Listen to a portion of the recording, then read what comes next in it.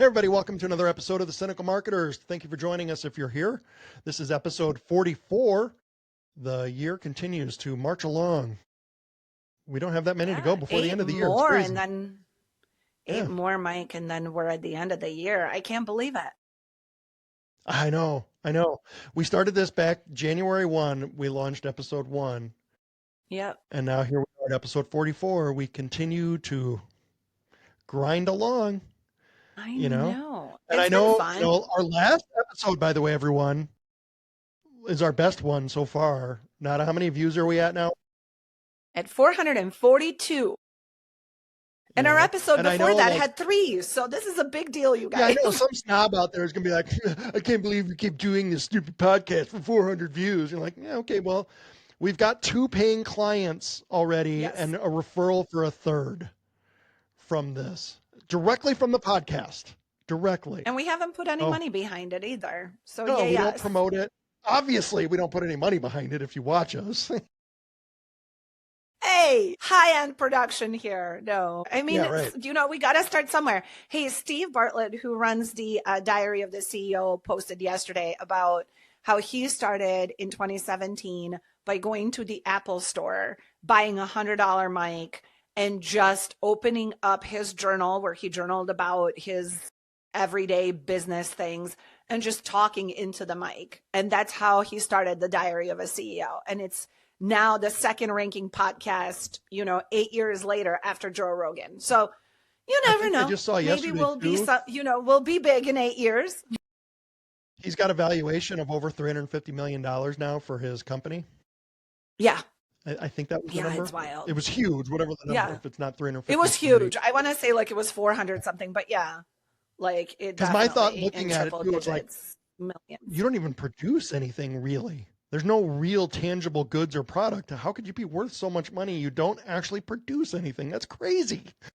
So. Yes, but it is definitely one of my favorite podcasts, and I watch it every week. And I think his stuff is really incredible. And he brings, because he's grown so much, the people that he has on his podcast are incredibly knowledgeable. It's been just such a fun thing. I've been following him for several years, not since 2017 by any means, but it was actually funny how he made fun of himself and how awful his first videos were and how awful his first the first couple of years of his podcast were. And I was like, hey, that could be us. But anyway, thank you guys for being here. Hi, Lance. Yeah, I know. The thing is, the lesson again is just be consistent and don't worry so much about your metrics. Just keep showing up. You don't need to be seen by a million people.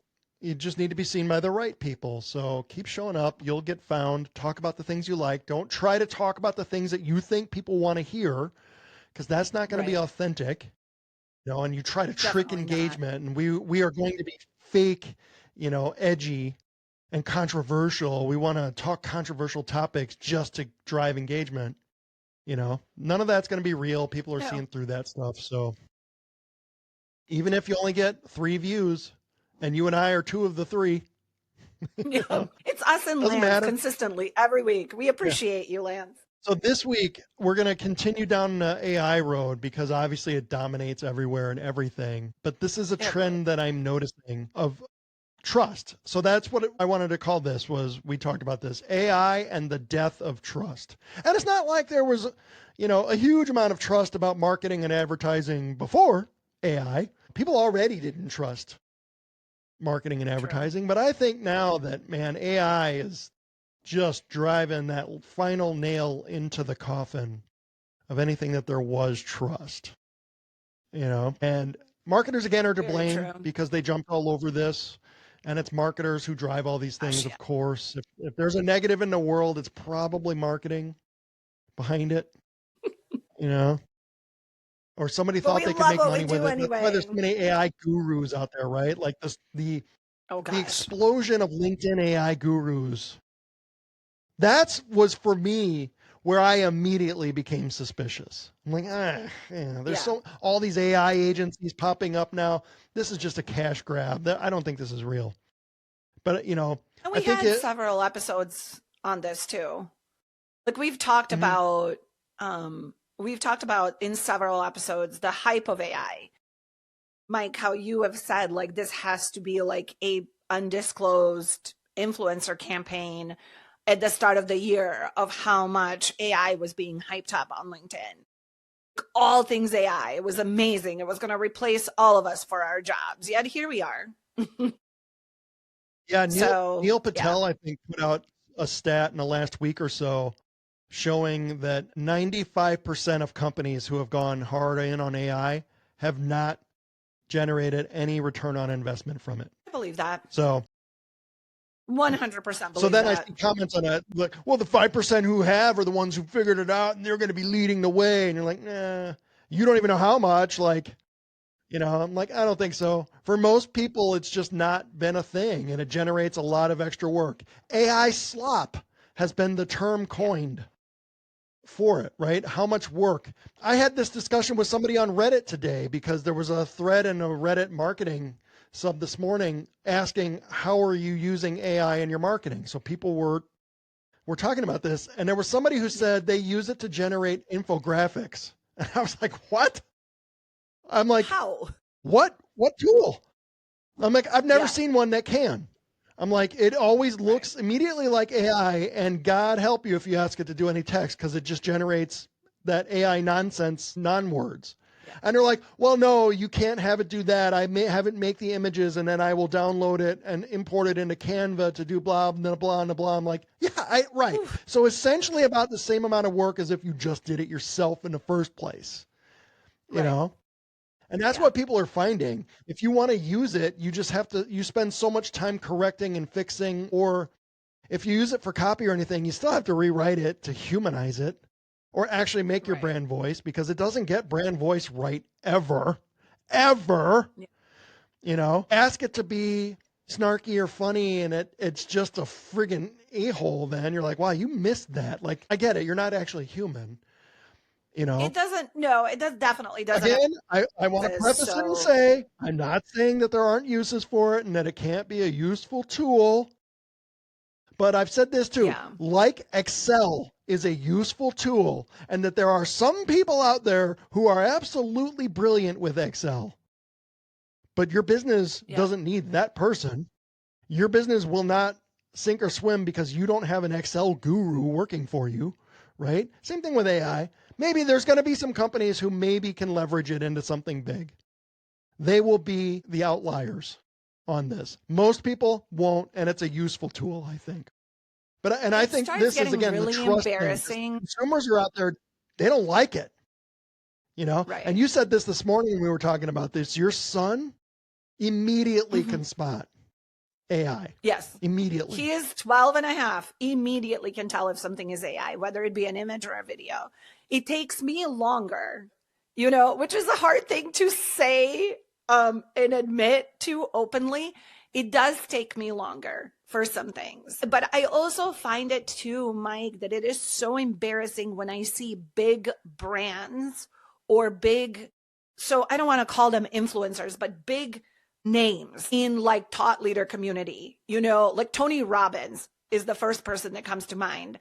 When they put out ads and they're clearly AI generated images of the person with an AI generated background with the same font that ChatGPT, God bless it, does on every image because it does not understand font nuances.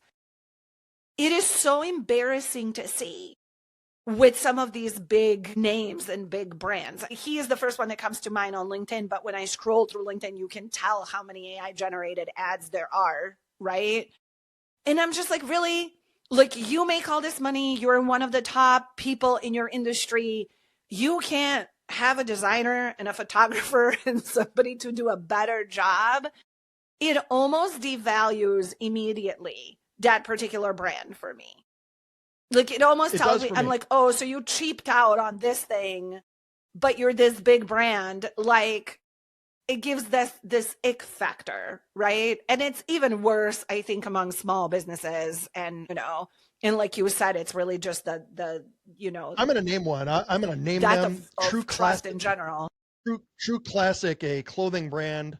I don't think I've ever bought anything from them, but they show up in my Facebook feed all the time. Their ads do. And they just started running some AI generated videos, you know, for a clothing brand. And they're selling their t-shirts and stuff. And I'm like, man, nothing says you can trust me and my brand like fake content, huh? You know, that shirt in this video you're showing is not real. It's an AI generated image. Why would you do that? I don't understand why you do this. Why would you do that? You know, and then of course they're deleting all the comments on there because, you know, it's you'll see on, you know, how you see on like Twitter or anywhere, like, you know, there's 150 comments and then you click on the comments to read them and then there's none. Yeah. Okay, so you're deleting all the comments. So you recognize that people are not a fan of this. Why did you do it? Why would you take, you've spent years to build up brand credibility. And then because you thought like, we got to jump on this AI thing, let's make some AI videos to show off our product that we want people to buy. Like, yeah, I don't interesting get it. Because we had a client ask us about it last week too. What do you think about doing some stuff with AI? And I'm like, I mean, nothing says trust like fake, right? Like, why would we do it? Why would you want to do that? Maybe you can make some of those other funny engagement videos with AI that are very funny that people are making, you know, if you want to do a Bigfoot video or something, right? Where people know immediately if you want to do something that is AI and you're, you know, that is clearly AI and it's done for a purpose of entertainment. To slip something by people because that's how people feel. That's how consumers feel when you try to do something with AI and you don't tell them. Are you trying to trick me? You're trying to manipulate me. You're trying to fool me. That's how consumers see this. And most marketers out there, I don't think ever talk to actual consumers. They only talk to other marketers and they exist in that bubble world, you know, where you're on LinkedIn and the only other people you follow are marketers. You go on Reddit and the only places you're in are, you know, marketing circles. So they're in that bubble. They don't see people like, and they don't read comments anywhere. Like, hey, people don't like it. So that's now where when I was thinking about this trust thing, because like on Facebook now, Facebook's feed, if any of you, obviously you see the gray hair, I still use Facebook. I do everywhere else too, everyone. But, you know, Facebook algorithm now just shows you pages you never followed. So I see now, because one of my other hobbies, I do military history stuff on one of my channels. So I get a lot of that on my Facebook feed. And then I saw this image that I know is a true image from the Vietnam War. It was a Pulitzer Prize winning image. But then so many people in the comments were like, why would fake AI, fake AI? Nobody trusts even a real image now. A real image because there's so much AI crap out there. And I know that image, I'm like, well, this one happens to be real. That's a Pulitzer Prize winning image, you know? Amen. But nobody trusts it. Because there's so much crap out there. There is so much out there, and so much is being used in weird ways. Like we see even our government is using AI, like, and everybody is using it to some extent. And people are starting to recognize it. And I think people are starting to get bored of it. And so I think that's what it is. Like, I think some of it when it first came out, and like Sam Altman had talked about Sora, right? Like, and how he is encouraging everybody to make videos of himself in these, you know, like to put him in their videos, right? But they're watermarked, so people will know that it's AI. And obviously you can remove watermarks, by the way, in any video editing tool, you know, so people have done that too. But I think mostly, Mike, it's huge on trust, I think, for brands, like if you are trying to sell to consumers, but also I think in general, the same consumers are just bored of the AI content. You know, they're seeing it everywhere, right? Like it's everywhere. It's, you know, dogs driving cars and getting pulled over videos. It's, you know, like I said, it's all these like kind of sensationalist type of funny, maybe entertaining videos that are out there. And then businesses are trying to jump on this trend, right?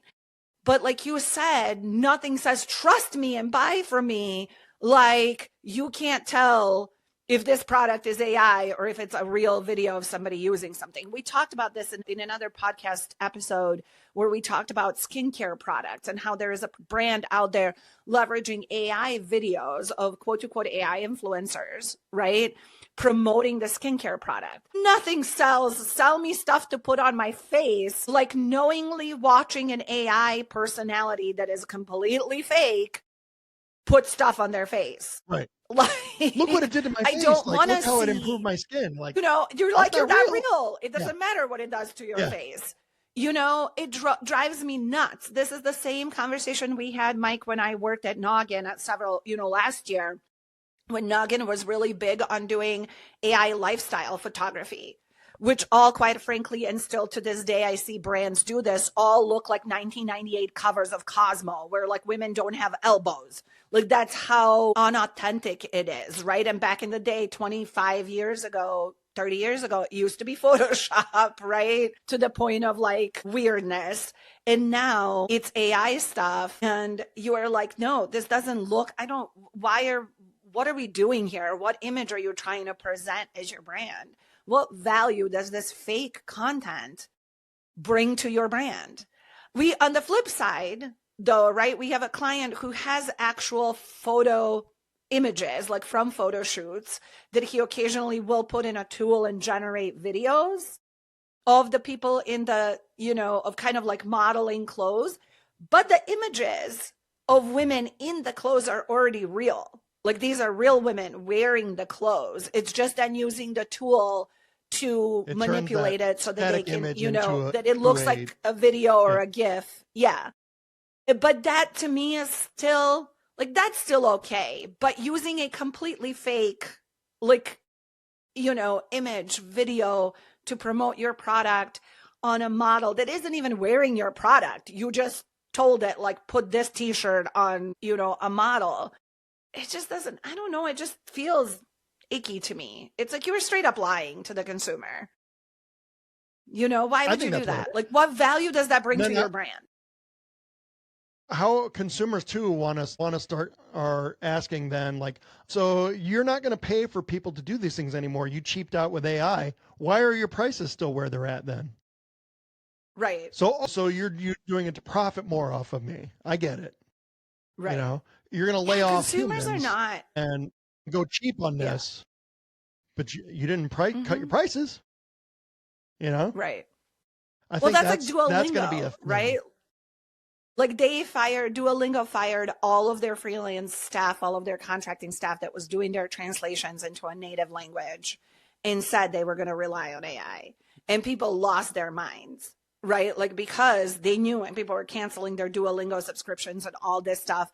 And then Duolingo had to go back like a couple of months later and try to rehire freelancers, and they had like open job postings everywhere. Because also, FYI, as somebody who speaks another language natively and was like, English was not my first language, I can tell you that these AI tools can translate decently. Like ChatGPT can do a decent translation, but it doesn't understand nuance.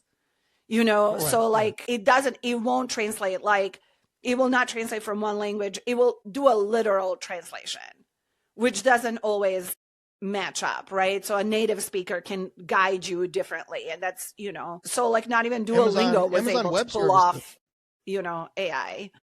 Yeah. Amazon Web Services fired a bunch of developers and their tech folks, right? And then they had that big outage because they were using AI.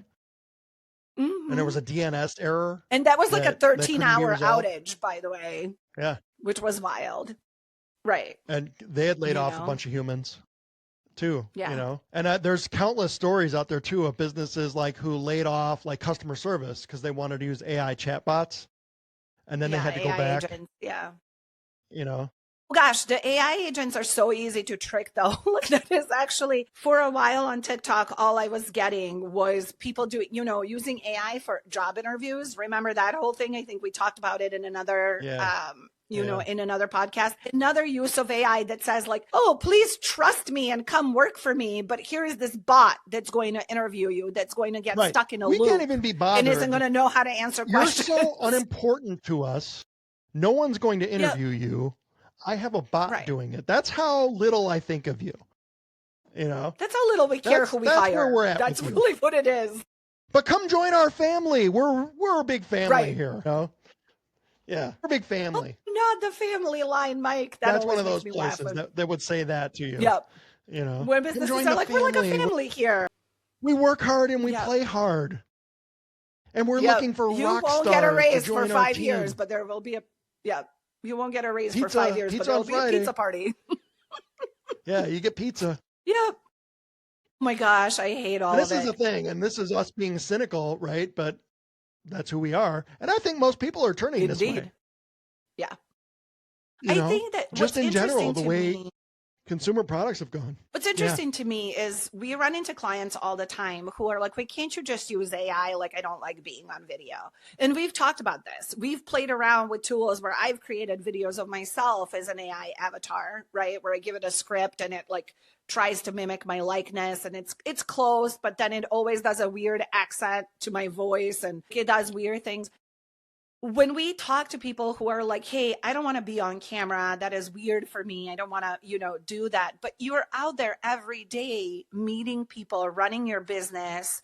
A lot of our clients are small businesses, right? Like small, I would say definitely, a lot of them are small, a lot of them are local. If you're not going to be out there like speaking on behalf of your business, who is going to do it? You do it now. By the way, business owners, you do it now. You meet with your clients, your customers, whether you're a B2B, whether you're an accountant, you sit in front of people all day long doing their taxes, business returns, whatever. If you're, like the owner of a music store where my son goes for drum lessons, if you own the store or you work at the store, you are in that store all the time, meeting people every day. Don't be afraid to be on video. Like that was one of my hangups at the start of the year. And then I was like, well, I want to do this podcast. We have fun doing this.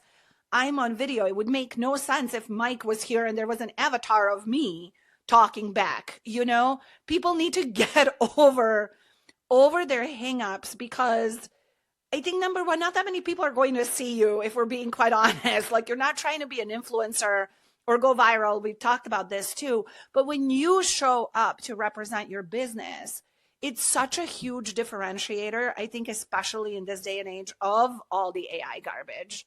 And Mike, you've made like countless videos on this and you've talked about it so much. You are the differentiating factor. Stop with the AI BS, like it's not, people are over it. People think, oh, it's funny and entertaining. Fine, I'll watch some funny dog driving cars videos or Bigfoot videos, but they don't want my local brand to have a fake influencer telling me I should go here to buy skincare or ice cream or visit this restaurant.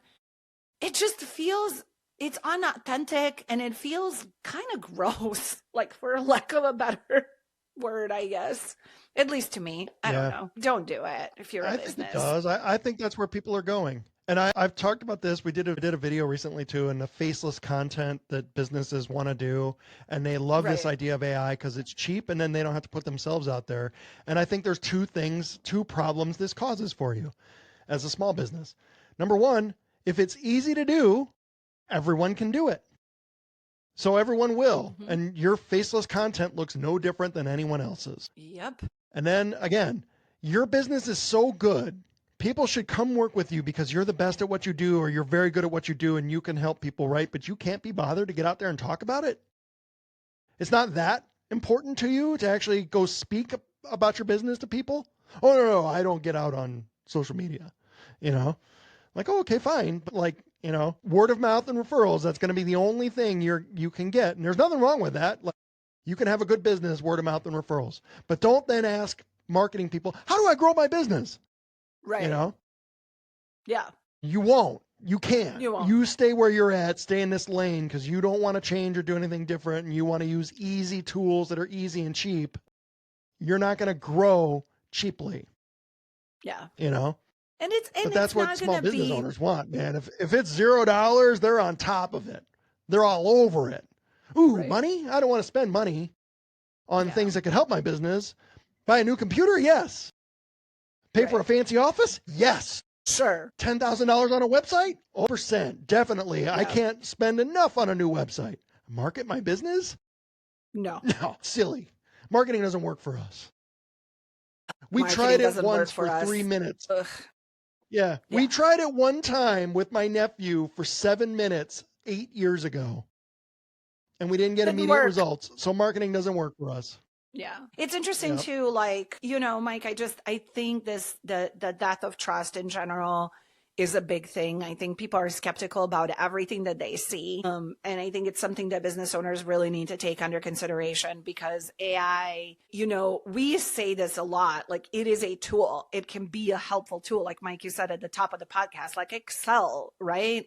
But if you're relying solely on this, you're just kind of in the same, like you said, it's the same mix as everybody else. And, you're not going to see that growth, and you're going to get frustrated, and you're going to stop doing the things, and things are not going to look, your AI avatar is not going to look exactly like you. People are going to come to your store, come to your office and be like, oh, okay, like what are they doing? It's weird.